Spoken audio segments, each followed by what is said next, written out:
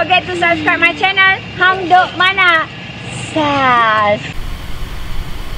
Assalamualaikum, selamat datang lagi ke channel Hang Duk Mana. Mari kita dengar Datuk Lokman Adam respon tentang isu Najib ni. First saya baca detail sedikit kat sini harian ni. Sukan yang mencari sahabat sejati, kata Najib. Saya baca detail sikit.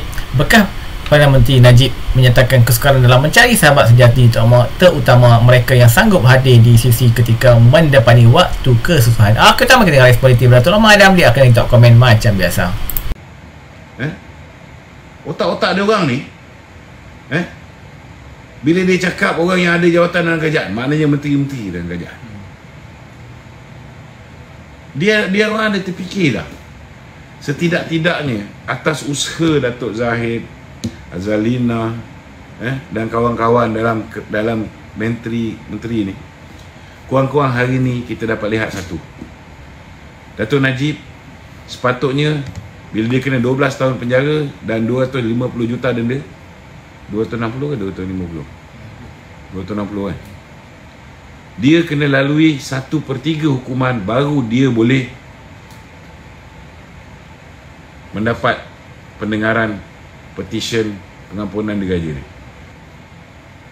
Mana perginya janji nak laksanakan apa dia panggil, Royal Commission of Inquiry ni, apa dia panggil? RCI. Terhadap Tommy Thomas. Mana pergi janji ni? Sepatutnya dia orang ni highlightkan benda ni. Kurang-kurang ada pressure, kan? Tapi bila buat kenyataan bodoh, kata orang dalam kerajaan hari ni gila jawatan, gila harta, dah lupakan Datuk Seri Najib. Cuba bayangkan kenyataan kamu begini. Kalau kata Datuk Seri Najib ada 1000 penyokong, orang UMNO ada jawatan, dengan kenyataan macam ni, akan menambah jumlah orang UMNO yang menyokong Datuk Seri Najib ke akan menyebabkan dia orang ni menjauhkan diri daripada Datuk Seri Najib? So pakai otak lah. Kadang-kadang dia orang ni terasa dia orang ni lebih Najib daripada kita ni, Lepas tu bila keluar ayat-ayat macam ni, penyokong Datuk Seri Najib yang dalam kerajaan ni bukan semua malaikat tau. Dia orang ni bermati-matian membela Datuk Seri Najib. Cuma dia orang tak bolehlah beritahu dengan kau apa dia orang buat. Banyak benda kena dirahsiakan. Takkan Datuk Seri Zahid nak beritahu akibat daripada dia buat apa? Affidavit tu, baginda tuanku pun murka. Takkan dia nak beritahu? Bukan satu dua tuanku yang murka tau. Bukan seorang yang murka tau. Nak beritahu ni. Tapi dia ambil risiko. Malah ada yang menafsir dia lawan kerajaan. Dia ambil risiko. Engkau pernah buat? Kau tak pernah buat. Datuk Seri Warusdi, Menteri Besar Pahang, dia ambil risiko. Kalau tiba-tiba tuanku nak tukar Menteri Besar macam mana? Ada tak dia orang ni fikir? Sedap mulut dia orang ni, Aku cakap mulut musibat marah, tapi memang betul musibat dia orang ni, Dia ingat dia orang ni lebih Najib daripada orang lain ni. Pakai otak lah. Pakai otak. Datuk Zahid ambil risiko. Warusdi ambil risiko. Ramai pemimpin UMNO buat kerja untuk bantu Datuk Seri Najib. Tapi bukan semua kita boleh cerita dekat live. Patut saya tak boleh cerita pun tentang benda ni. Tapi nak buat macam mana? Sebab pengikut-pengikut 1-2 kerat ni, kadang-kadang kebodohan dia orang ni memaksa kita kena cerita benda yang tak sepatutnya kita cerita. Hari ni orang yang bermati-matian untuk bela Datuk Najib ni, dia orang maki. Kalau besok lusa dia orang dah tak boleh tahan. Kita bela, kita dah dimurkai, tuanku murka. Lepas tu Orang UMNO yang pro Datuk Seri Najib ni pun bantai. Last sekali kata tak apalah, suka hati korang lah. Siapa nak bela Datuk Najib? Otak-otak dia orang ni, bila dia cakap orang yang ada jawatan dalam kerajaan, maknanya menteri-menteri dalam kerajaan. Dia orang ada terfikir dah. Setidak-tidaknya atas usaha Datuk Zahid, Azalina dan kawan-kawan dalam menteri ni, kurang-kurang hari ni kita dapat lihat satu. Datuk Najib sepatutnya bila dia kena 12 tahun penjara dan 250 juta denda, 260 ke 250? 260 kan? Dia kena lalui 1/3 hukuman baru dia boleh mendapat pendengaran petisyen pengampunan diraja ni. Maknanya sepatutnya dia tunggu 4 tahun tau. Sepatutnya dia tunggu 4 tahun. Tapi tahun pertama je, setahun je, Datuk Seri Najib dah dapat potong queue. Berapa ramai orang tahanan dan banduan lain menunggu, tapi Datuk Seri Najib dapat potong queue. Tahun pertama dapat pengampunan, dapat masuk ke lembaga pengampunan. Kalau kita tidak ada kuasa politik ni, kalau ikut perangai-perangai bahalul ni, orang yang terasa dia lebih Najib daripada Datuk Seri Najib sendiri, kalau ikut perangai dia orang ni, Datuk Zahid letak jawatan, Wan Roshni letak jawatan, semua yang menteri-menteri ni semua letak jawatan. Kalau dia orang ni semua letak jawatan, dia orang tidak ada kuasa politik, apa dia boleh bantu Datuk Seri Najib? Datuk Seri Najib boleh bebas cepat. Cuba pakai otak fikir. Adakah dengan laungan "oh hidup bosku" itu boleh membebaskan Datuk Seri Najib? Ataupun hantar kuih kat mahkamah setiap hari itu boleh membebaskan Datuk Seri Najib? Use your bloody brain lah.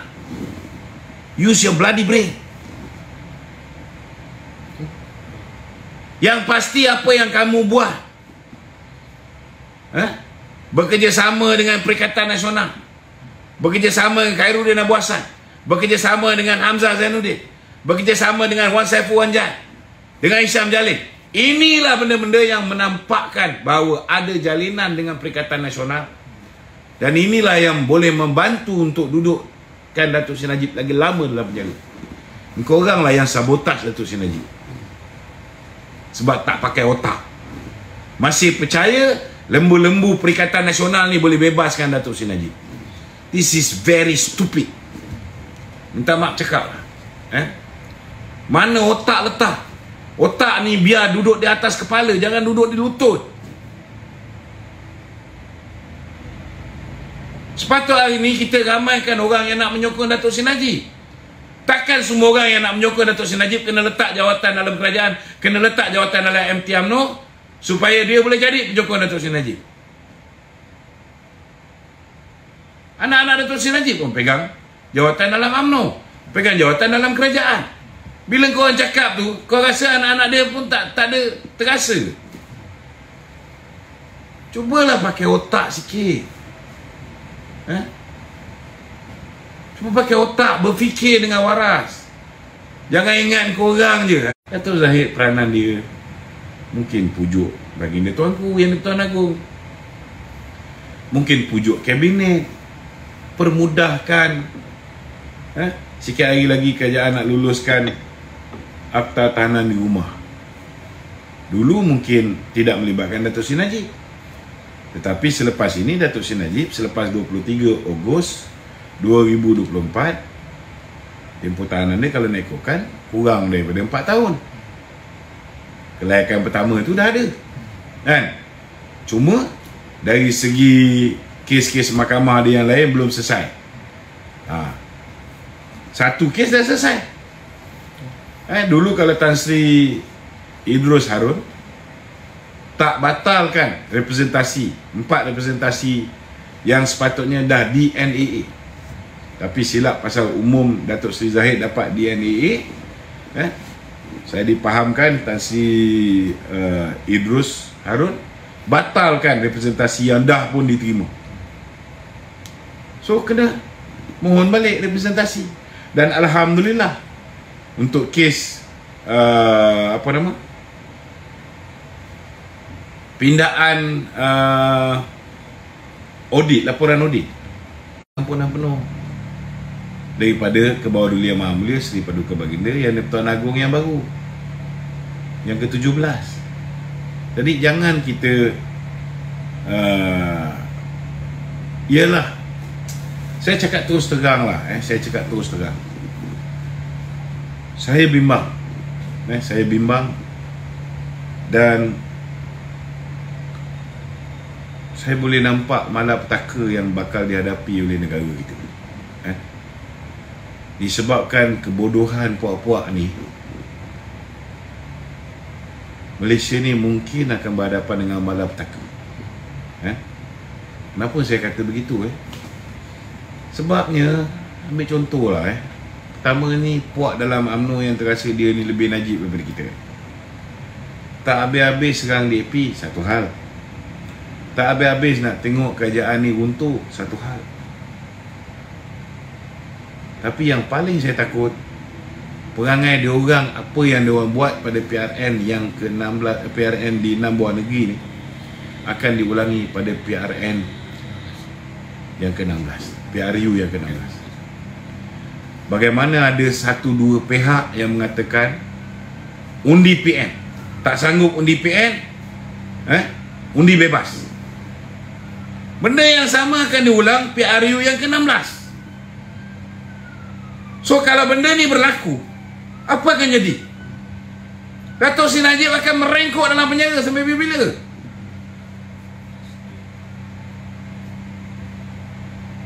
Ini dia orang ni tak pakai otak fikir. Dato' Seri Najib yang akan jadi bangsa. Kita ni selamat lagi duduk di luar. Dia orang ada fikir tak? Bila dia memuncak tak puas hati kerana Dato' Seri Najib belum dapat pembelaan, dia tunggu pilihan raya je.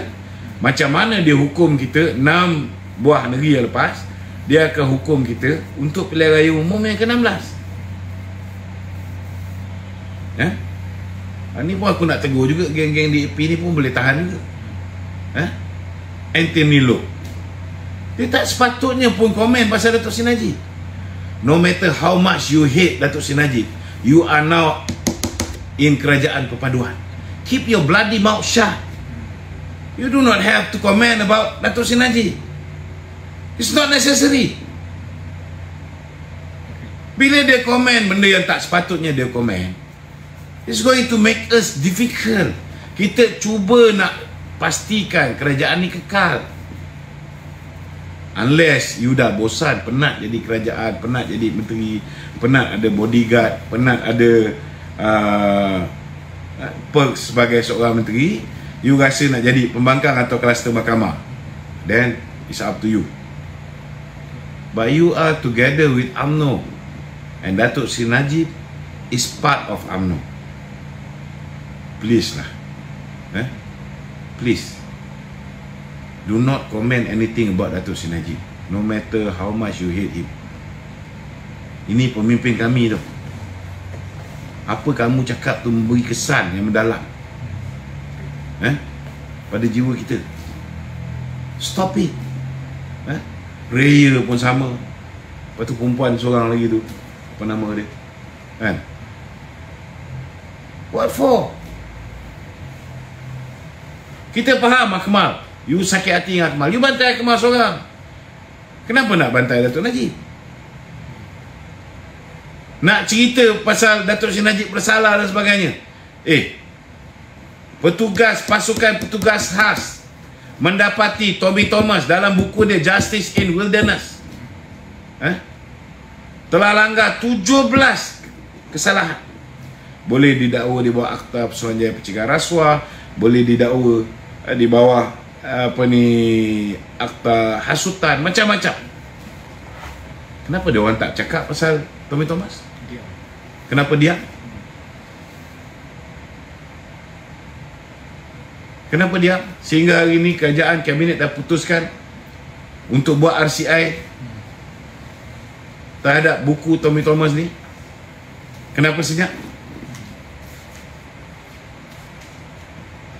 Okey, nak senyap. Tapi dalam kes Datuk Najib pun, tutuplah mulut. Kita dah duduk dalam satu kapal. Belajarlah melalui kesilapan yang lepas. Kan? Belajar melalui kesilapan yang lepas.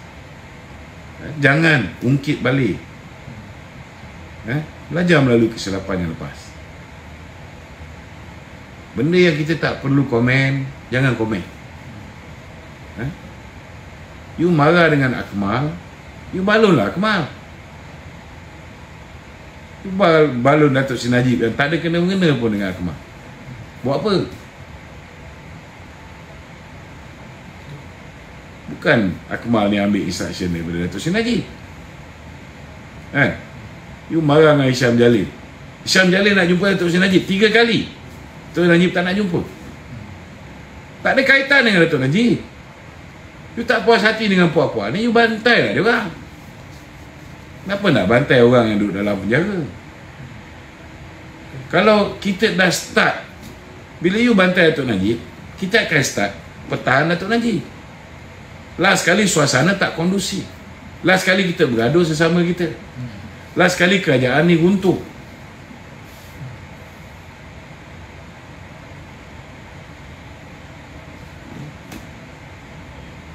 Unless ada planning nak bawa PAS masuk dalam, kita pun tak ada masalah.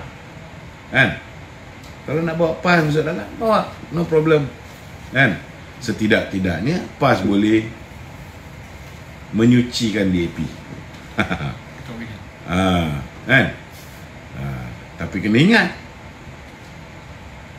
kalau dulu pilihan raya lepas 97% masyarakat Cina sokong DAP, kalau mereka berkawan balik dengan PAS, mereka mungkin akan beralih pergi MCA balik. Jangan lupa tu. Bagi kita tak ada masalah. Kita pun pernah jadi pembangkang, bukan tak pernah. Tetapi kalau ada niat nak lihat kerjasama yang baik antara BN, PH, kerajaan perpaduan yang lain, please stop giving any comments about Datuk Seri Najib. Macam mana kita cuba untuk elak komen pasal Lim Kit Siang, pasal Lim Guan Eng, kebobrokan yang lepas, janji-janji yang lepas, we avoid from saying all those kind of things. Please, cuba elakkan. Sebab kita nak berkawan lama. Bila nak berkawan ni, kena buat cara nak berkawan. Tak boleh berkawan dalam masa yang sama you libas kawan. Akmal tu kita pun dah tahulah, dia dengan Isyamuddin Tun Nusib. Jadi kita jangan bazir masa. Kita anggap je lah, biarlah dia. Dia kepala dia. Apa dia cakap tu tidak mewakili parti kita. Jadi jangan belasah parti, jangan belasah orang yang masih disayangi oleh parti kita. Kita saya baca detail lagi. Hantaran Facebooknya turut mendakwa ramai hanya tunjuk muka sewaktu mencari kesenangan, dan ada juga bermuka-muka. Tapi hidup ini memang penuh pengejaran. Dikala kehebaitan hari ini ada titik kemarisannya dan penghargaan, katanya pada Rabu. Kita mahu itu menyokong kerja apa pada dapat Ibrahim. Assalamualaikum.